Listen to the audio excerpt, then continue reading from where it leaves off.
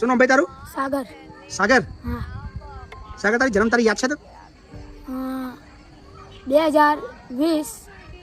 2020 નહીં લે, તારી જન્મ તારીખ. મારી જન્મ તારીખ આપણે પેલા અંદર લખેલું હા, હતું. પણ વાંધો નહીં. સાગર, તારા મતલબ રહેવાનું કયા આગળ છે? Anand railway station.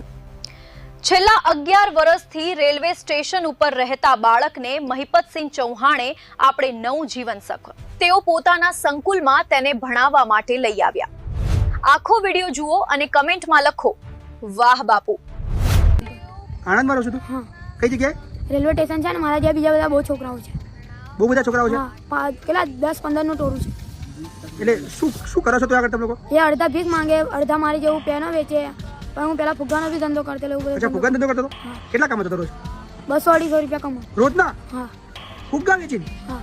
200-250 રૂપિયા? હા. કેટલા વર્ષ ફુગ્ગા વેચ્યા? 2 મહિના. 2 મહિના વેચ્યા? હા. પછી શું કરી ચાલુ? પછી પેનો વેચવાનું ચાલુ કર્યું. પછી આ કોવિડ હતો ને, તારે માસ્ક વેચતેલો. અચ્છા, કોવિડમાં માસ્ક વેચતો હતો? હા. કેટલા કમાયો માસ્કમાં? માસ્કમાં એક 20 રૂપિયાનું વેચતેલો. કેટલા આવતું તારું? એક 13 રૂપિયાનું. 13 રૂપિયા? 7 રૂપિયા મળે એમ? હા. બહુ બધા વેચાયા છે માસ્ક, નહીં? હા. સાગર, તારી મમ્મી શું કરે છે?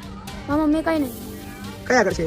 અત્યારે તાર જોડે રહે છે? ના, અત્યારે મારા જોડે જ રહેતેલા. હા. પણ મારા મમ્મીને શી ખબર કંઈક ઝઘડો થયો છે ને, તો મારા મામાને ઘરે મોકલી દીધી. તાર જોડે કયા ઘરે હતા તારા મમ્મી? તે રેલવે સ્ટેશન ઉપર જ રહેતેલા. મારા પપ્પા મરી ગયા ને. કેટલા વર્ષ હતા પપ્પા મરી ગયા?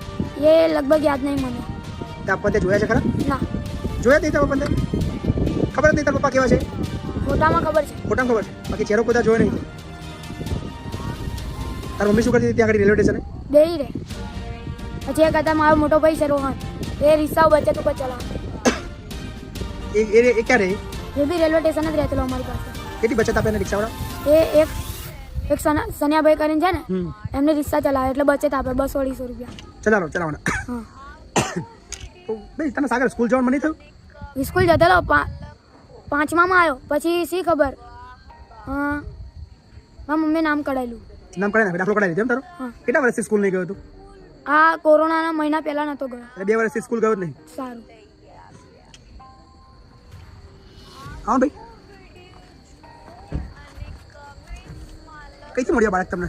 આ બાળક રેલવે સ્ટેશન આણંદ કરું ને, હા. ત્યાંથી મને ઘણા દિવસથી હું એને જોતો હતો કે આ બાળક જે છે એનું ભણતર પણ બગડે છે અને એનું ભવિષ્ય પણ બગડે છે. સાથે સાથે એની સાથે કોઈ રહેતું નહોતું. મારી પાસે આવે, મને કહે કે શકીલ કાકા મને કશું હાલો, તો હું એને આપી દઉં જે પડ્યું હોય એ. ખાવાનું હોય તો ખાવાનું લાવી દઉં. કપડાં મારા ઘરેથી 1-2 વાર મેં આપ્યા, પહેર્યા એણે.